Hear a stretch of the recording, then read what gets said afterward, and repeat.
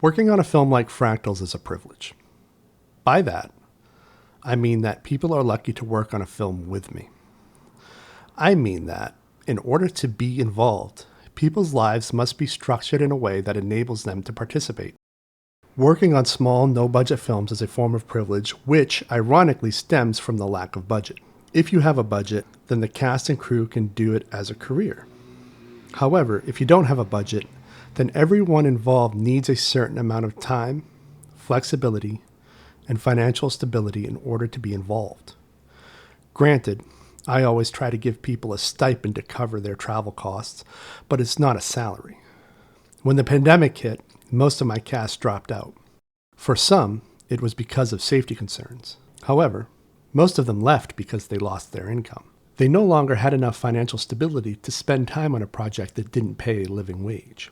This doesn't mean the cast and crew of Fractals was made up of a bunch of millionaires. That's an entirely different level of privilege. If everyone involved were a millionaire, we would have had an actual budget. However, everyone had enough to survive. Moreover, their source of financial stability offered enough flexibility that they could work on a feature-length film. Since everyone involved needed time and flexibility, no one with a full 9-to-5 job could work on the film. Single moms, people juggling multiple retail jobs, or people fighting debilitating illnesses couldn't collaborate. Granted, if they were really determined, people in one of these groups could probably figure something out, but it would have been much more difficult. It's difficult enough that I've never been able to work with people like that. It's also probably a big part of the reason why I've always struggled to attract diverse casts and crews. On top of time, flexibility, and financial stability, which applied to the actors, every member of the post-production team needed to have access to expensive audio, editing, and visual effects technology. Not only did the lives of the cast and crew need to be structured in a certain way, but everyone involved was also educated enough that they could fulfill their role.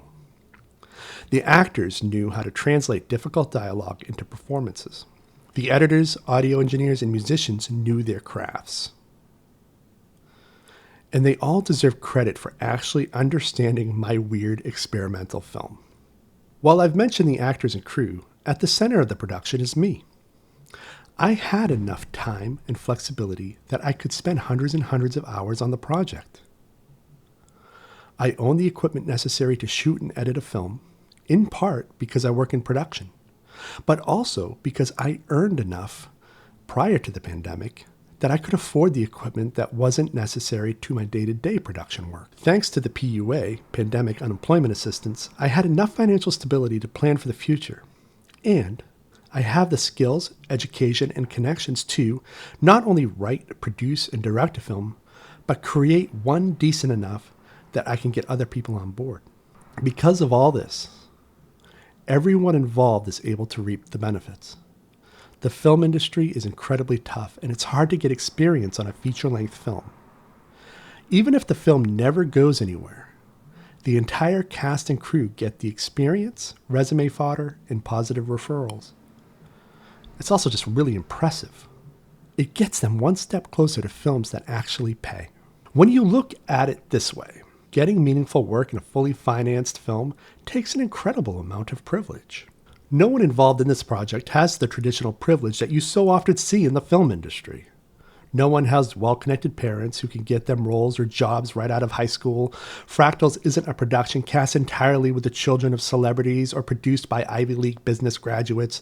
It's filled with struggling artists, actors, and musicians who are hungry and passionate enough that they're willing to work their asses off on a film that pays in honorariums.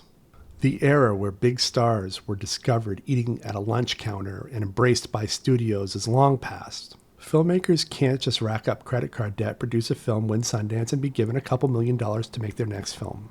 That time has passed. The most recent Sundance winner already had a budget of a couple $1 million. And if you want to secure that much funding to make an independent film, you need to either come from a wealthy family or know an enormous number of people who are willing to contribute and help you with your fundraising. You can also spend years working your ass off to build a solid reputation, which I guess that's what I'm trying to do. Lastly, here's what Fractals is really giving us. If anyone involved, quote unquote, makes it, we're going to be the ones who talk about living on rice and beans for a month while we try to build our careers. Our successes will be rooted in the fact that we were able to overcome the lack of money and connections by working on project after project and taking advantage of every opportunity that came our way. But being able to work on projects and take advantage of opportunities, that's the privilege.